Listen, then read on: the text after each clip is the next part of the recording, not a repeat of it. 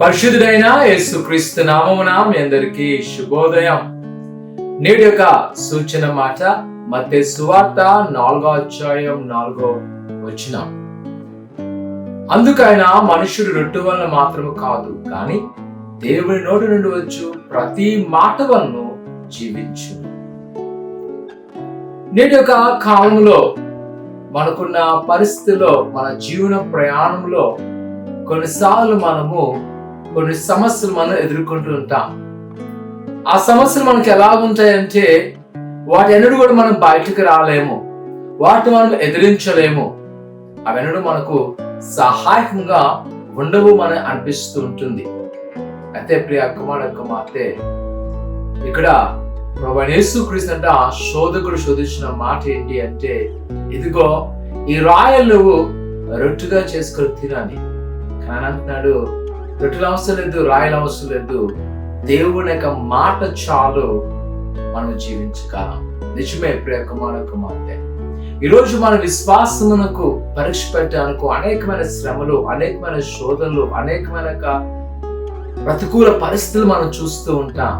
మనం గమనించవలసింది ఏంటంటే, ఆయన మాట ఉంటే మనకు చాలు. అందుకే శతాధిపతి అంటాడు, అయ్యా నువ్వు నా దాసం ఎదుగు అవసరం లేదు, నువ్వు మాట పలికితే చాలు. ఈరోజు ప్రియ కుమార్తె, నిజమే ఆయన మాట మన జీవితాన్ని మార్చేయబోతుంది. ఈరోజు ఒకవేళ నీ జీవితంలో నువ్వు అనుకుంటున్నావేమో, అయ్యో ఈ యొక్క పరిస్థితులు నన్ను మృంగి వేస్తున్నాయి, మరి ఎన్నడూ కూడా నేను ఈ యొక్క పాప కుప్పలోంచి కానీ, ఈ యొక్క ఆర్థిక ఇబ్బందుల్లోంచి కానీ, లేదా ఈ యొక్క శోధన శ్రమ నుంచి బయటకు రాలేమని భయపడక, ఆ నీ పక్షాన ఒక వాగ్దానాన్ని కలిగినాడు. ఆ వాగ్దానం ప్రకారం మనము జీవించబోతున్నాం, ఆ వాగ్దానం ప్రకారమే ఆశీర్వదించబోతున్నాం. ఈరోజు అడుగుదాం, ప్రభా నీ మాట చాలయ్యా, నేను జీవించగలని.